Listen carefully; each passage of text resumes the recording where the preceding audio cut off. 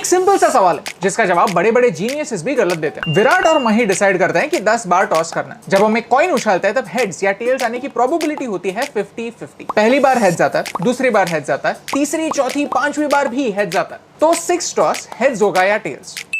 विराट सोचता है कि अब तक 5 बार हेड्स आया है और प्रोबेबिलिटी 50-50 है, तो अगले 5 बार टेल्स ही आएगा। माही सोचता है कि अब तक एक पैटर्न चल रहा है, अब तक हेड्स आया है तो आगे भी हेड्स आएगा, तो किसका लॉजिक ज्यादा सही है? अगर आप इस सवाल का सीधा जवाब चाहते हैं तो यहाँ तक फॉरवर्ड कीजिए। लेकिन अगर आप इस एग्जाम्पल से पैसों के बारे में और इन्वेस्टिंग के बारे में कुछ सीखना चाहते हैं तो इस वीडियो को पूरा देखिए, क्योंकि ये एग्जाम्पल आपको एक ऐसी कॉन्सेप्ट समझने में मदद करेगा जो इन्वेस्टिंग की सबसे बड़ी गलतियों में से एक है। लॉकडाउन और कोविड की वजह से कई नए लोगों ने इन्वेस्टिंग करना शुरू किया और इनमें से बहुत सारे लोग टियर 2 और टियर 3 सिटीज से हैं, व्हिच इज एब्सोल्युटली ग्रेट। लेकिन जब पैसों की बात आती है तो कुछ मिस्टेक्स, कुछ गलतियां ऐसी भी होती है जो आपकी वेल्थ को अंदर से डिस्ट्रॉय करती है। पर्सनल फाइनेंस एक ऐसी चीज है जो ना ही हमें स्कूल में सिखाई जाती है, ना ही हमारे घर में इसके बारे में खुलकर चर्चा होती है। इसीलिए ये इंपॉर्टेंट है कि हम एक दूसरे के साथ अपने एक्सपीरियंसेस शेयर करें और हमारी गलतियों से सीखें। तो अगर आपको इस वीडियो से वैल्यू मिलती है तो इसे अपने दोस्तों के साथ शेयर कीजिए। वीडियो शुरू करने से पहले एक बात, हम कोई फाइनेंशियल एडवाइजर्स नहीं है, हम सिर्फ हमारे एक्सपीरियंसेस एक बड़ा भाई या बड़ी बहन के जैसे आपके साथ शेयर कर रहे हैं। तो प्लीज पैसों के बारे में कोई भी डिसीजन सोच समझ के ही लीजिए। पर्सनल फाइनेंस को इजी बनाना हमारा मिशन है। हमें सपोर्ट करने के लिए हमारे YouTube चैनल को सब्सक्राइब कीजिए और इस बेल आइकॉन को प्रेस कीजिए। नंबर 1, 25 दिन में पैसा डबल। राजू का एग्जांपल लेते हैं। वैसे तो राजू किसी पर भरोसा नहीं करता, लेकिन अगर फोन पर कोई टिप देता है कि ये स्टॉक बढ़ने वाला है तो राजू एक्साइट हो जाता है। पैसा ही पैसा होगा। मुंबई के एक इंजीनियर ने 17 लाख रुपए ऐसे ही रैंडम स्टॉक एडवाइस के भरोसे मार्केट में वेस्ट कर दिए। ऐसी स्टोरीज हम बार बार लगातार सुनते रहते हैं, लेकिन ये नहीं समझते कि ये सेम गलतियां लोग क्यों करते हैं। देखिए, प्रॉब्लम मेंटालिटी में, इसे थीव्स मेंटालिटी कहते हैं। जब कोई चोर गाड़ी चुराता है तो वो सिर्फ इस बारे में सोचता है कि गाड़ी बेचने पर उसे कितने पैसे मिलेंगे। लेकिन हम चोर नहीं, हमें गाड़ी चलाने से मतलब। कोई भी गाड़ी लेते वक्त गाड़ी बेचने के बारे में नहीं सोचता, गाड़ी के परफॉर्मेंस के बारे में सोचता। When we invest in shares of a company, we become a small owner of the company. हम उस कंपनी के परफॉर्मेंस से एक रिश्ता जोड़ लेते हैं। आपने वुल्फ ऑफ वॉल स्ट्रीट देखी होगी, जहां पर स्टॉक ब्रोकर्स अपने क्लाइंट्स को पेनी स्टॉक्स लेने की एडवाइस देते हैं। पेनी स्टॉक्स यानी ऐसे स्टॉक्स जिनकी प्राइस एकदम ही कम होती है। राजू जैसा ग्रीडी इंसान सोचता है कि मेरे पास 10,000 रुपए इन्वेस्ट करने के लिए, अगर मैं एक ऐसी कंपनी में इन्वेस्ट करता हूं जिसका एक शेयर ही 5,000 रुपए का है तो मेरे पास सिर्फ 2 शेयर आएंगे। लेकिन अगर मैं ऐसी कंपनी ढूंढता हूं जिसका शेयर सिर्फ 5 रुपए का है तो फिर मैं 2,000 शेयर खरीद सकता हूं। फिर 5 रुपए के 6 रुपए हो जाएंगे और फिर मैं बेचकर निकल जाऊंगा। क्या फर्क पड़ता है कंपनी क्या करती है, उसने कितना लोन लिया है या फिर उसे कौन चला रहा है। सही स्टडीज के बगैर ऐसे मेंटालिटी से इन्वेस्ट करना इन्वेस्टिंग सुसाइड होता है। अंडरस्टैंड दिस, आपका प्रॉफिट कंपनी की ग्रोथ परसेंटेज पर निर्भर होता है, ना कि नंबर ऑफ शेयर्स पर। Number 2, wrong expectations. इन्वेस्टर्स और ट्रेडर्स में एक डिफरेंस होता है। एक इन्वेस्टर लॉन्ग टर्म के लिए कंपनीज में इन्वेस्ट करता है, whereas ट्रेडर शॉर्ट टर्म के लिए कभी-कभी कुछ घंटों के लिए शेयर्स खरीदते हैं। देखिए, इसमें एक अप्रोच सही और दूसरा गलत ऐसा नहीं होता, दोनों के प्रोज एंड कॉन्स होते हैं। But most of us don't have the time to keep a track on every small movement in the market. Most of us invest our money to make sure it grows over time. So that means we want to invest our money for the long term. And so we need to have an investor's mindset. Warren Buffett दुनिया के सबसे बड़े investor हैं और उन्होंने 10 साल की उम्र में इन्वेस्ट करना शुरू किया था। आज उनकी नेटवर्क 85 बिलियन USD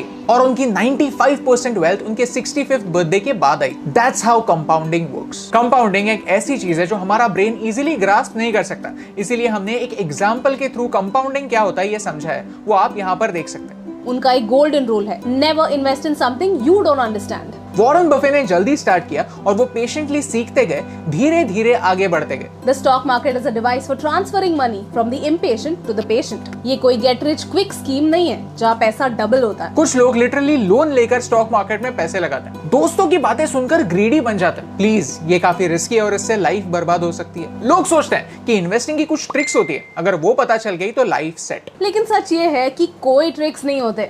हाँ, कुछ टूल्स जरूर होते हैं जो आपको रिस्क मिनिमाइज करने में हेल्प करते हैं। रिस्क जाने बगैर इन्वेस्ट करना यानी अपने पैसों से खिलवाड़ करना होता है। हमने रिस्क इस टॉपिक पर पूरा वीडियो बनाया हुआ है, प्लीज उसे देखिए। मिस्टेक नंबर 3 में हमारे टॉस वाले सवाल का आंसर है। But before we get to that, we want to thank smallcase for bringing this video to you. Smallcase क्या है? Smallcase is a basket of stocks based on a theme, idea और strategy. ये smallcases SEBI registered experts बनाते हैं। But how does that make a difference? Equity and gold smallcase का example लेते हैं। यहाँ आप कितना रिस्क इन्वॉल्व है ये देख सकते हैं। इस इन्वेस्टमेंट का CAGR in simple terms growth percentage देख सकते हैं और एक इन्फॉर्म्ड डिसीजन ले सकते हैं। कुछ लोग मानते हैं कि गोल्ड और इक्विटी का इनवर्स रिलेशनशिप होता है, यानी जब मार्केट गिरता है तब गोल्ड के प्राइसेस बढ़ते हैं। लास्ट ईयर हमने इसका एक एग्जांपल देखा था। इस स्मॉल केस के थ्रू आप इक्विटी और गोल्ड दोनों में एक साथ इन्वेस्ट कर सकते हैं। यहाँ सिर्फ 240 रुपीज से आप इन्वेस्टमेंट शुरू कर सकते हैं। ये स्मॉल केस आपके लिए फ्री है। कंसिस्टेंसी इज इंपॉर्टेंट, इसीलिए यहाँ पर SIP करने का भी ऑप्शन होता है। Check out the link in the description to find out more. Thank you small case for making sure our audience makes an educated decision. Number 3, emotional अत्याचार। ऐसी पोस्ट तो आपने देखी होंगी। मैंने 10 साल पहले बुलेट खरीदी, तब उसकी प्राइस थी 1 लाख रुपए। अगर मैं वही पैसे उस कंपनी में डालता जो ये बाइक बनाती है तो आज मैं करोड़पति होता। ऐसे पोस्ट सिर्फ FOMO, fear of missing out create करते हैं, हमें इमोशनल इन्वेस्टिंग करने पर मजबूर करते हैं, जबकि कई बार आने वाला कल गुजरे हुए कल से कम्प्लीटली डिफरेंट हो सकता है। अब बात करते हैं उस टॉस की जो हमने वीडियो की शुरुआत में किया था। सही कौन है? विराट, जो सोचता है कि 5 हेड्स आने की वजह से अब आने वाला रिजल्ट टेल्स ही होगा, या फिर माही जो सोचता है कि हेड्स आने का ट्रेंड चल रहा है तो अभी भी हेड्स ही आएगा? द आंसर इज दोनों गलत है, क्योंकि पिछला रिजल्ट आने वाले रिजल्ट पर कोई इफेक्ट नहीं करता। The probability is still 50-50। इसे कहते हैं गैम्बलर्स पॉलिसी। स्लॉट मशीन्स में लोग इसी वजह से पैसा बर्बाद करते हैं। सोचते हैं कि अब 5 बार तो हार चुके हैं, लेकिन 6ठी बार जीतेंगे, फिर बार बार सेम गलती दोहराते हैं। या कभी जीतने के बाद ये सोचते हैं कि आज मेरा लक है, आज तो मैं जीतूंगा, और सारे पैसे लगा देते हैं। वॉरेन बफे ने मई के महीने में अपनी कंपनी के एनुअल मीटिंग में कहा, आज मार्केट की सिचुएशन ऐसी है कि लोग वैल्यू इन्वेस्टिंग पर नहीं, स्पेक्यूलेशन से रातों रात पैसे कमाने की कोशिश कर रहे हैं। प्रॉब्लम यह है कि ये लोग ट्रेन नहीं है और ना ही रिस्क जानते हैं। इन्वेस्टिंग डिसीजंस लॉजिकली होने चाहिए, इमोशनली नहीं। डर, लालच, जेलसी ऐसी इमोशंस की वजह से हम हमारी एग्जिस्टिंग वेल्थ को भी खो सकते हैं। Ask yourself these questions. What does the company do? Is the company debt free?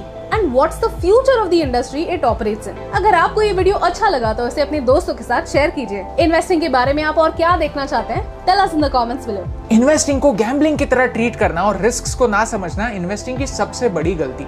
हम कहाँ इन्वेस्ट कर रहे हैं, उस कंपनी का बिजनेस क्या है, ये जाने बगैर इन्वेस्ट करना यानी लिटरली सिक्का उछालने जैसा। आपको सिर्फ लगता है कि आप डिसीजन लॉजिकली ले रहे हैं, लेकिन हेड्स भी आ सकता है और टेल्स भी, प्रॉफिट भी हो सकता है और लॉस भी। इन्वेस्टिंग एक हार्ड साइंस नहीं है, एक सॉफ्ट स्किल है जो आप धीरे धीरे सीखेंगे। इसीलिए छोटे से शुरुआत कीजिए, रेगुलरली इन्वेस्ट कीजिए और पेशेंट रहिए, क्योंकि आपको इन्वेस्टिंग और गैम्बलिंग में फर्क समझाने से मुझे फर्क पड़ता है।